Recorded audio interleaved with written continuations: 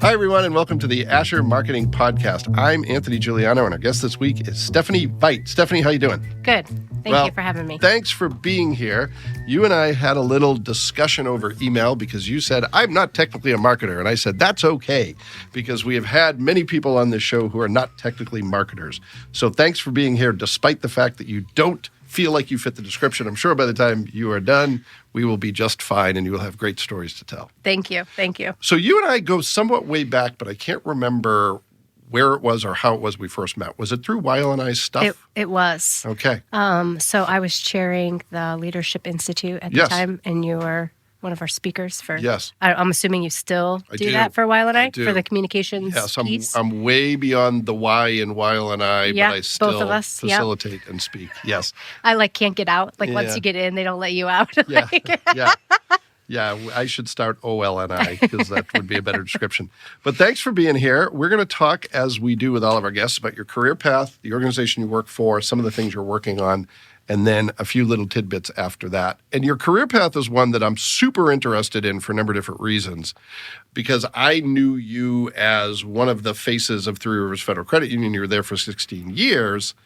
And I assumed that your background was in business or you had a degree in marketing or something along those lines, but you do not have a degree in any of those things. Your degree is in? Dietetics and nutrition, fitness, and health. Okay, so how did you get into that program? What were you thinking and why that? And then why did you go in a different direction? Okay, so I'll be really honest. My husband's from Fort Wayne. I'm not. Mm-hmm. Both of us went to Purdue. We met in West Lafayette, Indiana. So where are you from originally? My parents live in Cherville, originally from Hammond. Yep. So the other corner of the state, the region. Yeah. My husband took a job when we left Purdue just outside of Milwaukee. So we moved there for a couple of years. Actually worked in my field of study as a dietitian and a trainer. But I was working 7 days a week, and I was working 5 a.m. till 10 p.m., 11 p.m. So you're working when your clients aren't. Yep. And he got a call from a previous boss that said, hey, what'd you think about coming back to Fort Wayne? And he said, well, I don't know. What are you going to pay me? And they were going to offer him the same salary that he was making there, which the cost of living here was so much less. So he said, what do you think about moving to Fort Wayne? And I said, where? Yeah. So we moved to Fort Wayne, and he took a job, and I yet didn't have a job. So we moved in with my in-laws for about 30 days until we could move into our house. And I said, I want banker's hours. Yeah.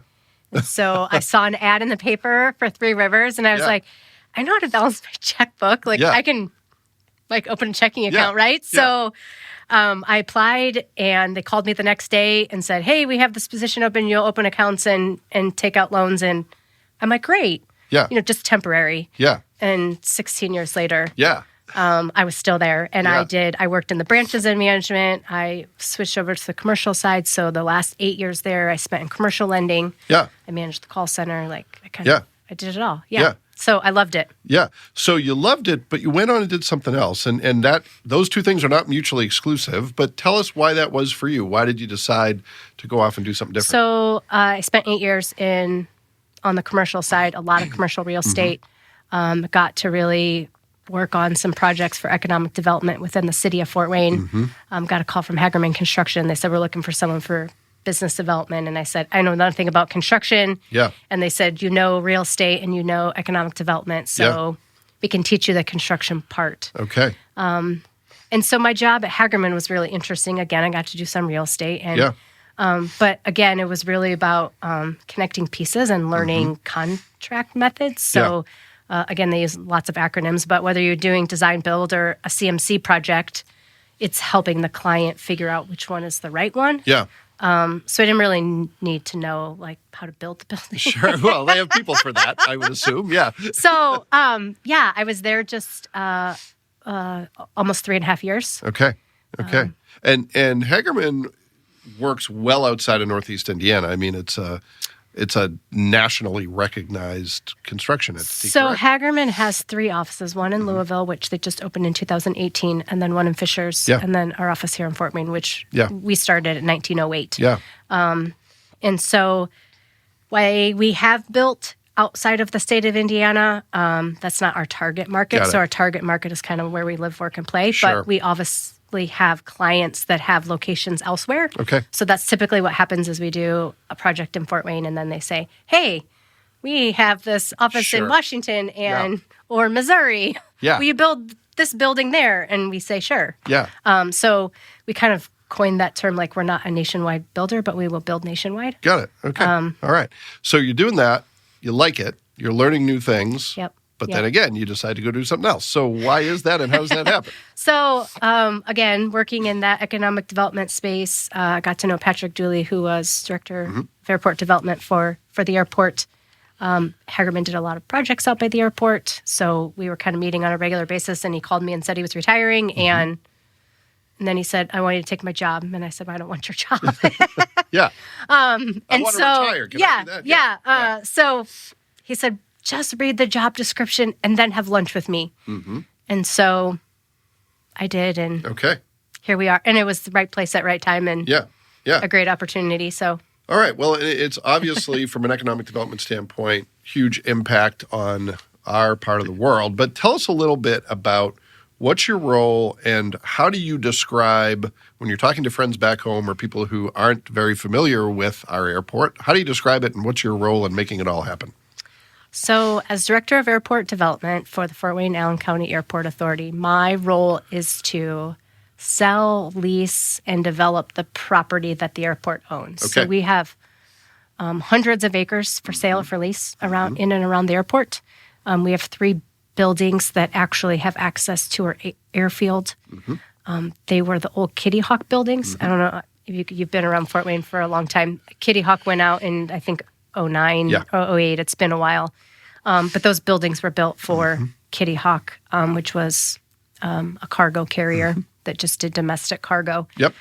So there's 3 large buildings out there that we lease. We do have cargo carriers in there, so FedEx, UPS, our tenants. So my role is really to help develop our property Yep. in and around the airport. Yep. And I do have a marketing specialist that works for me. So I do, as development kind of crosses that marketing line a little bit, get to do some kind of cool things in marketing for the airport as well. Okay. So tell us a little bit about the current state of the airport and your role. A lot going on right now. Tell us from your perspective, what are some of the highlights? Oh, yeah, a lot going on. So we have a $47 million expansion project on the west side of our airport. Some new gates, some new ticketing counters. As soon as the west expansion is done, we'll move over to the east side. Yep. So it'll be in excess of probably $100 million worth of projects in the next couple of years. So a lot of stuff going on there.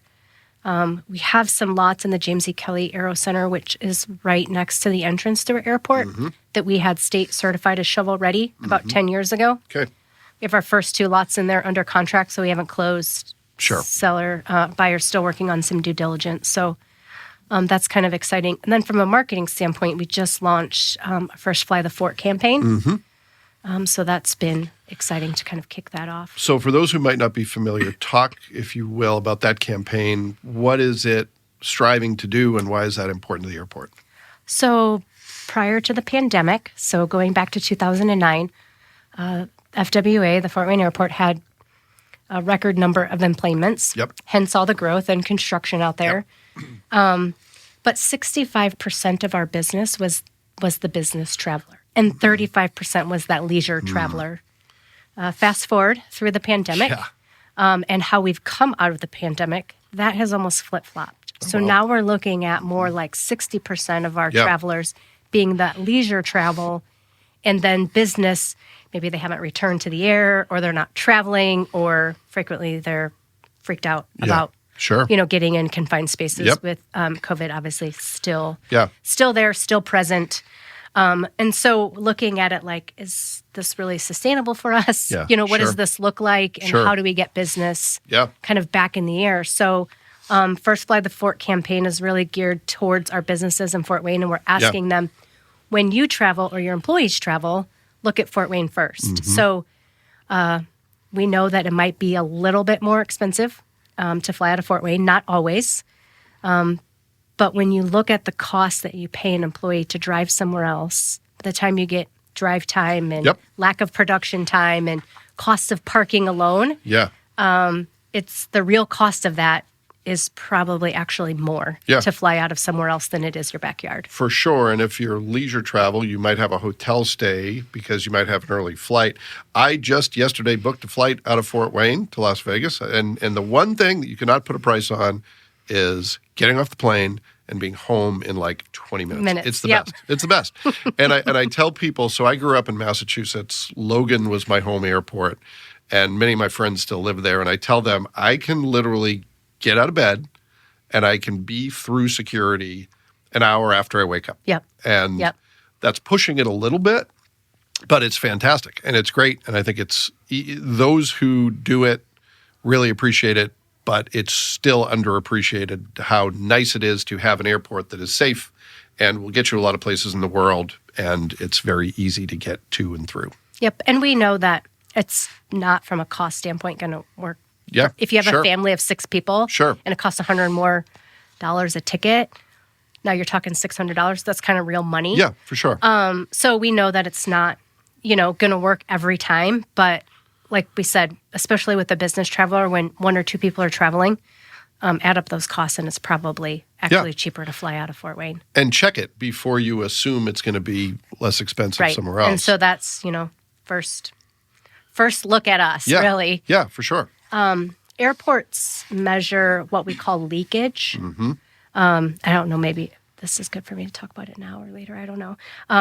You just made it super compelling by saying that. So please continue. You whispered and everyone's on tenterhooks now. Okay. What is she so gonna say? Airports use what we call leakage. Yeah. And so that is really like who lives in your catchment area or your zip codes or your region. It's out-migration that uses of passengers, right? We lose 266 people a day. Wow. To other airports. That's 4.5 planes a day. Wow. So if we had 4.5 additional planes a day, we could have more flights to destinations. We could have bigger planes. Yeah. So that's part of that when, everybody likes to ask, like, when are you getting a flight to Denver? Use our airport and we'll get a flight to Denver. For sure. Yeah. Yeah. So obviously some of the things you just talked about are some of the big things you're working on.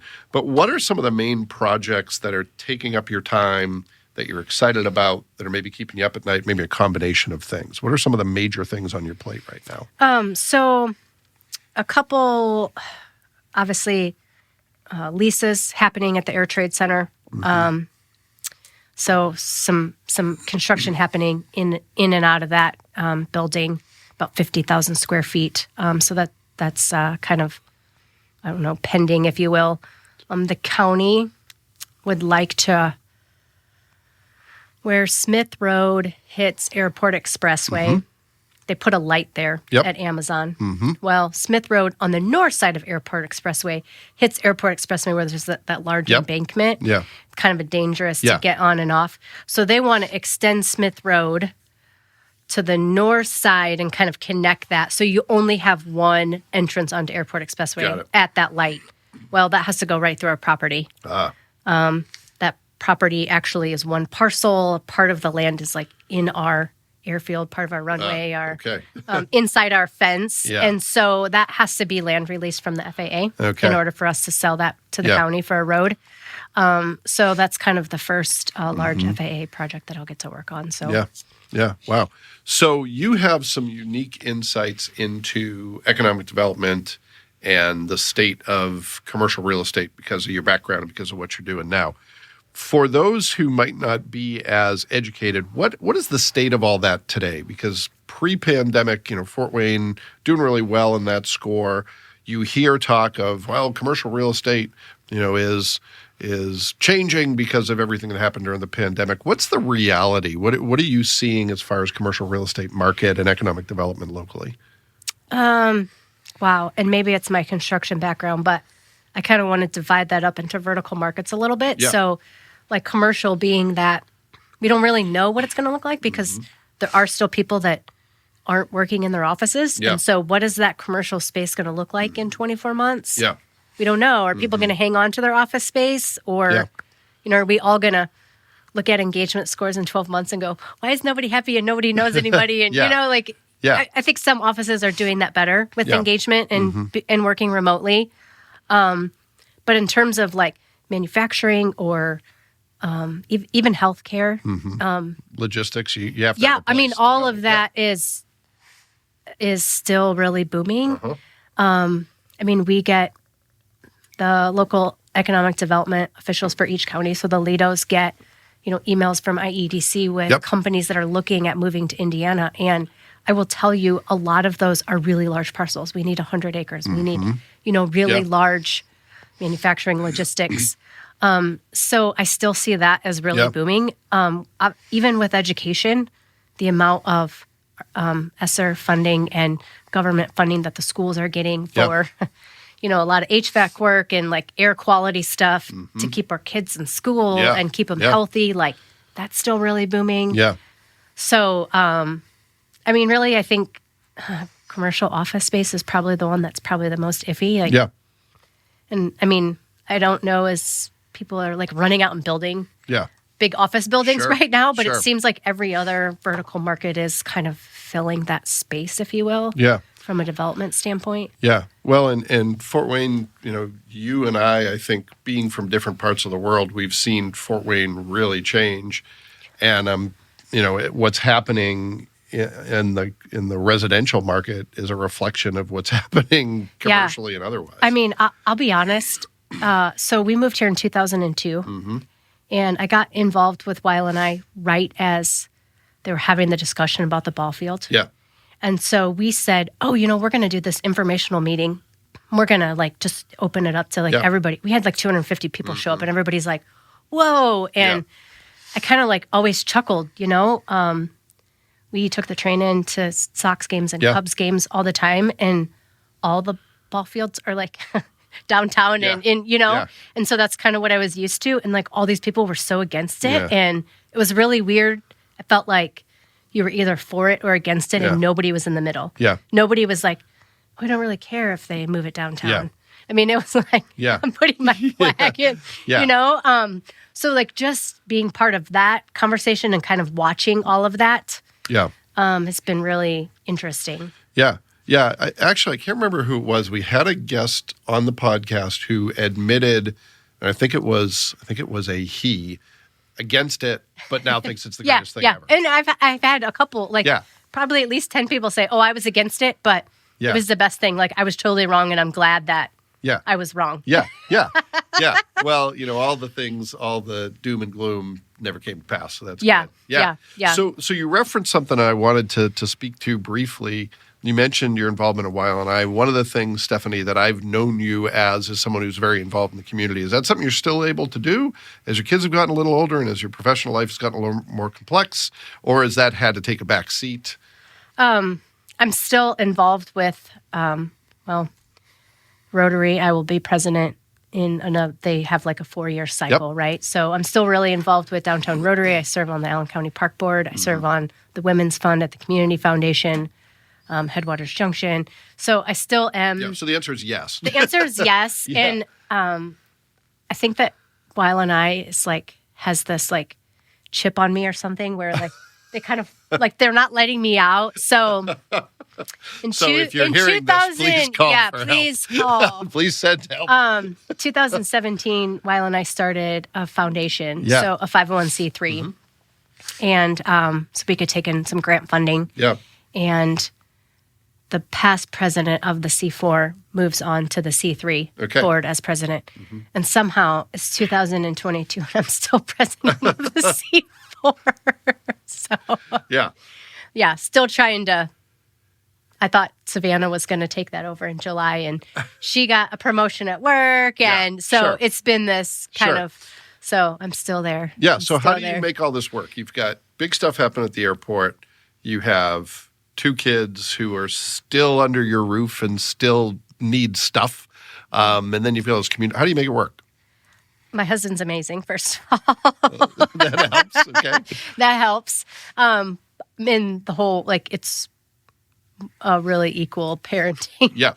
My kids also have been involved and gone to events and have been super supportive of my involvement, whether it's in Rotary. They went to Washington Elementary with me and helped me paint lockers. And I mean, so a lot of it I do have to do outside of work hours, obviously. But just really having my family be supportive and a part of that as well is probably the only reason why. Well, that's great. And it's a passion. I mean, I love economic development because I love Fort Wayne, because I want my kids to move back here. So this is now home for you, even though it's not where you're from. Is that true? Yes. Yes. Okay. Yeah. Well, that's. I mean, it'll be 20 years that we've been back here. Yeah, that's similar to my story. I literally, when I moved here, I was like, "Where's Indiana?" And I literally had to get on a map, and I thought it was one of the square states out by Kansas.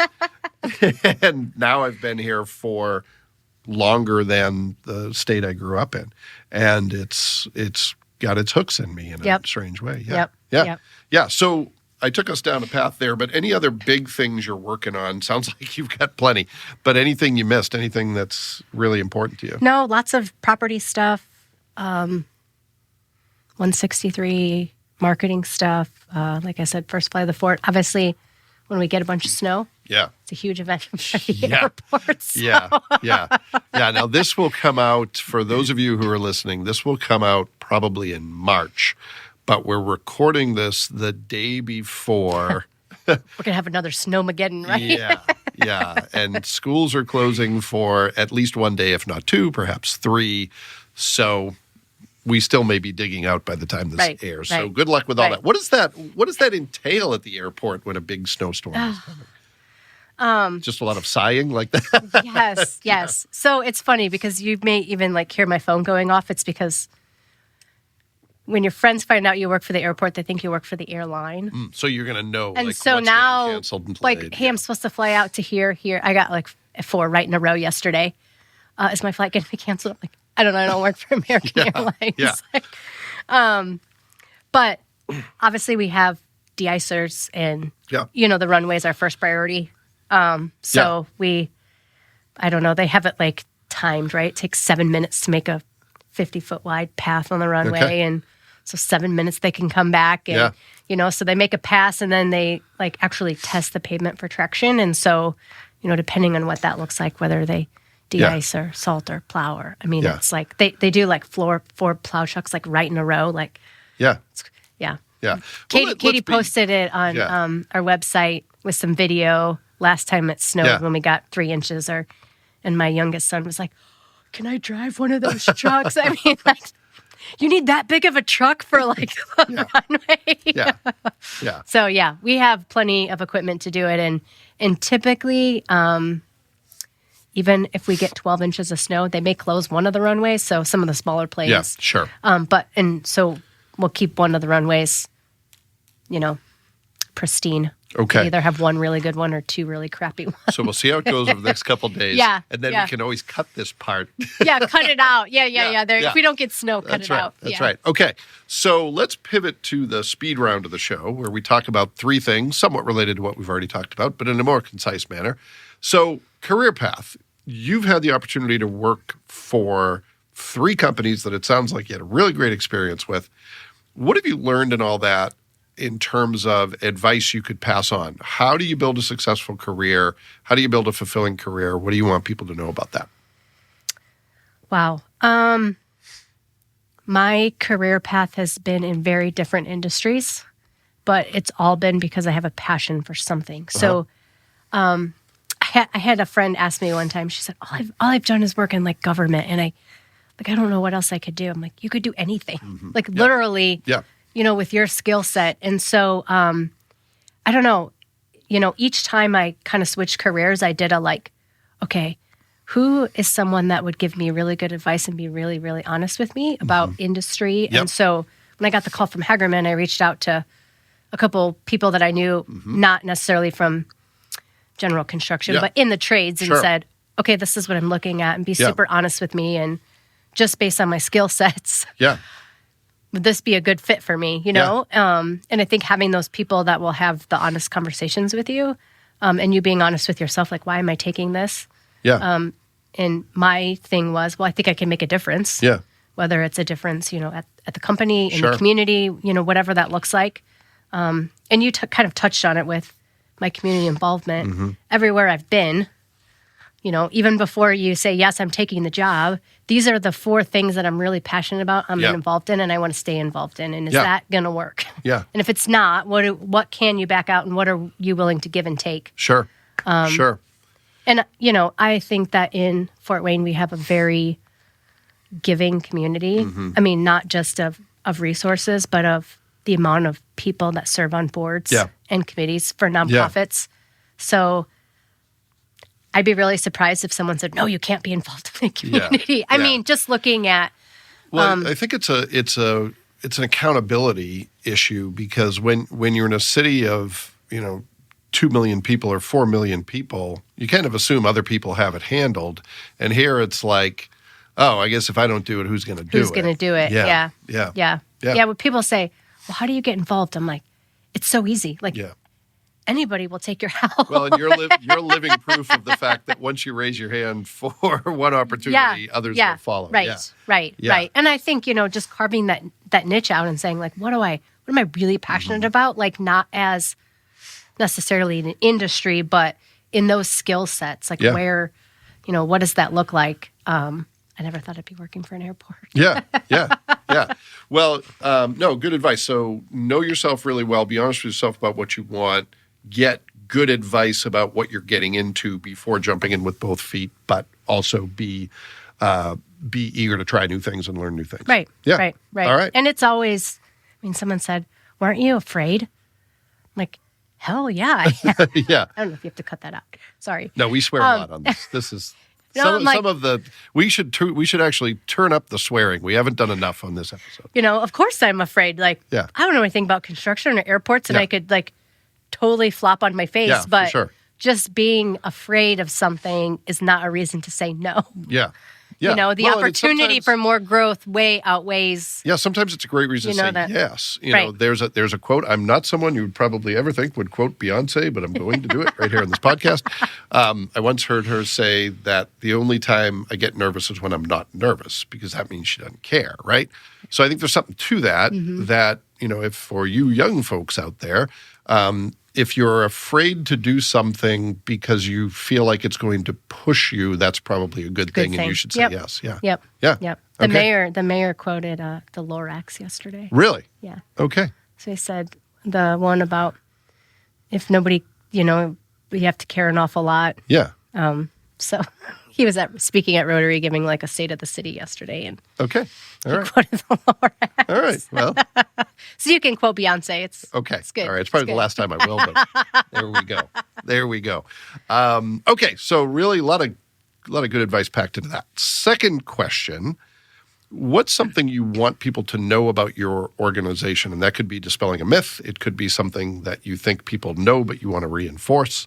Anything at all. What do you want people to know about the airport? Oh, boy. Well, I kind of touched on that, right? Like, I work for the airport authority and not the airlines. Yeah. So, it's really interesting just kind of learning the in and outs. So, like, the TSA doesn't work for the airport, and we don't work for the TSA. Like, they actually report to Homeland Security. Yep. But everyone in the flight tower who relies on the airports and the airlines work for the FAA. So, so take your we all elsewhere, work for like different government agencies, but we all have to work together. Like, it's this really weird. So how does that collaboration puzzle happen? Like, how do you get everyone to work together? I mean, it's not that it's your job to do it, but how do the entities work together?